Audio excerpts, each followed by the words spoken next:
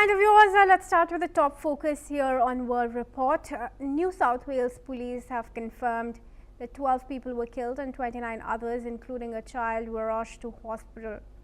The attack targeted the Jewish community during a Hanukkah event attended by more than 1,000 people. Authorities say that one gunman has been killed, while a second suspect remains in critical condition.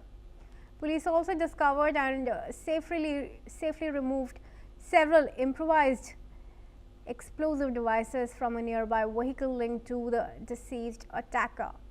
New South Wales Premier Chris Minns described the attack as particularly shocking, noting that mass shootings are rare in Australia.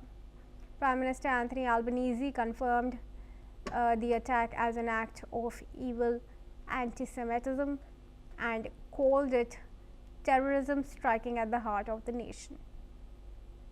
Law enforcement continues to investigate the situation, urging the public to remain vigilant while security forces work to ensure the safety of all communities.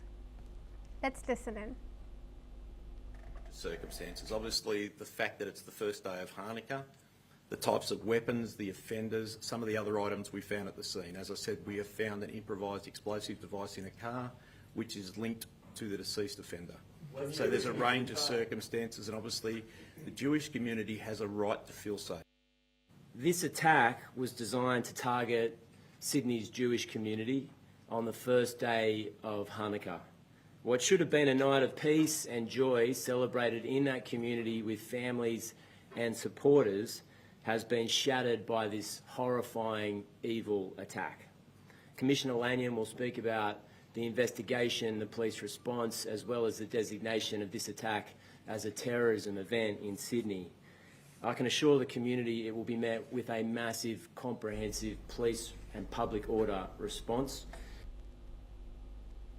World leaders have now reacted to the attack, with Iranian Foreign Ministry spokesman Ismail Baghei calling the attack unacceptable and denouncing all acts of terrorism and killing. Meanwhile, King Charles III expressed being appalled by what he described as the most dreadful anti-Semitic terrorist attack on Jewish people, offering condolences to the victims and their families. And joining me in this discussion is Ali Mohammed Abushbak, who's a Middle East researcher, joins us live from Cairo. Well, thank you, Ali, for joining me here at NewsX World. Now we're getting some inputs that suggest that the attacker was studying in Islamabad before coming to Sydney. How do you react to that development? The attacker is said to be identified as one Naveed Akram. That's as per the Australian media reports. The official statements have not yet come in, but Australian media have reported the attacker to be this 24-year-old student who was earlier studying at Hamdard at Islamabad before he came to the Queen's University. Thank you for having me. Things is on the ground, it's up to now, it's not clear the identity of the attacker, either he's belongs to a Muslim area or he's from Australia itself. So the thing is, this lone wolf attack, it's one of the very difficult for expectation from the securities and intelligence service to identify that time or to identify also the attack itself when it will be happening or committed. So that's a big challenge for the security and for the authority to identify it. But here it's worth mentioning that most of the international community, they are criticizing and also condemning the attack, including Iran. In Israeli media, they are divided in addressing this attack to the two divisions. One of them, the Israeli settlement media outlets, they are putting allegation against Hezbollah. They consider it as one of the mastermind behind the attack as a retaliation of killing Hezbollah commander Ali Tabtabai last week, and they consider it as one of the Hezbollah's operation against Israel outside Lebanon, because they consider it a bit, Hezbollah doesn't want to open a fight or open a war in Lebanese area, so they are going throughout or abroad attack to Israelis or Jewish area. So also one of the most moderated media outlets in Israel, Haaretz, according to them, they accused Iran, one of the mastermind of the behind the attack, and they consider it as one of the strategic of Iran to attack Jewish area or Jewish people in approach after the war or 11-day wars between Iran and Israel. That time Israel have been killed several of Iranian nuclear weapon. In this atmosphere also, Benjamin Netanyahu and the Israeli government putting the allegation against the Australian government. That's also the relationship between Israel and Australian government have been impacted during the September 2025, when Australia have been recognized the Palestinian statehood during the wave of recognition of Palestinian statehood in United Nations. So this atmosphere putting a several of a question about the relation between Israel and Australia. And here also Benjamin Netanyahu, he accused that the anti-Semitism has been disseminated among the Australian community. Also worth mentioning that, Krita, in August 2025, Palestinian Australia have been assaulted by the anti-immigration civilians in Australia. So that putting a several of the question about the future of the either Palestinian or Jewish in Australia. But with regard to your question about the relation between the attacker, if he was in Islamabad or no.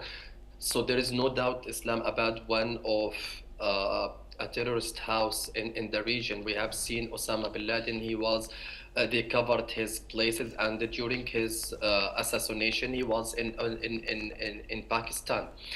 Here it's a very difficult also it's a very complicated to analyze who's behind this attack, but also Australia have been a theater for a several of attack either against pro-Palestine or pro-Israel.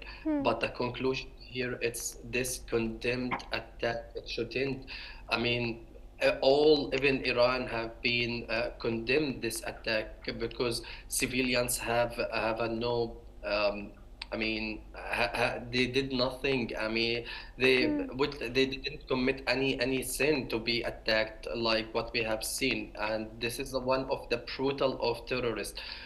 So here, I guess we have seen a several also lone wolf attack in Western country or in. All right, Ali, well, the identity of the attacker is yet to be announced officially, so we will be waiting for that.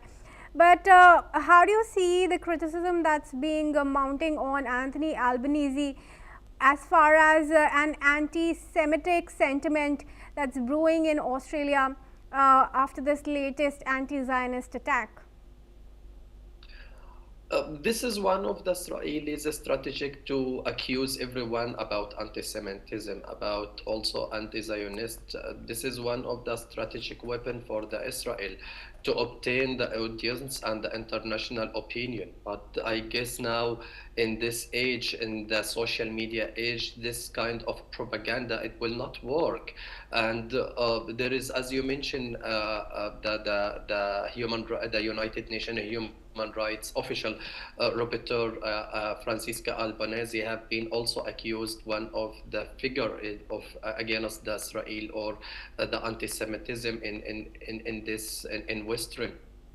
But here, if you want to criticize the Israelis' war crime, Israel always accuse the other or anyone putting the finger against Israel or criticize the Israelis' behavior on the ground as anti-Semitism, and they are considered they are like they are enemy. So this is, I guess, it's such a kind of ridiculous weapon Israel use it and propaganda Israel use it continuously, because also several of Australian local media, they consider several of hate speech have been disseminated during the war in Gaza and up to now among the immigrator. And it's worth mentioning that the Muslim immigrator in Australia, it's a high community and it's a large community, also the Jewish community. But we can't put the religion, the religious in such kind of angle or such kind of stereotyping to make the people more emotional about the other. Should be more realistic and ideal. Should be more realistic on the Sure. ground. All right. This lone, yeah. All right. Well, for now, thank you, Ali, for speaking to us in this discussion. And we now have some more information coming in, viewers. Now, this is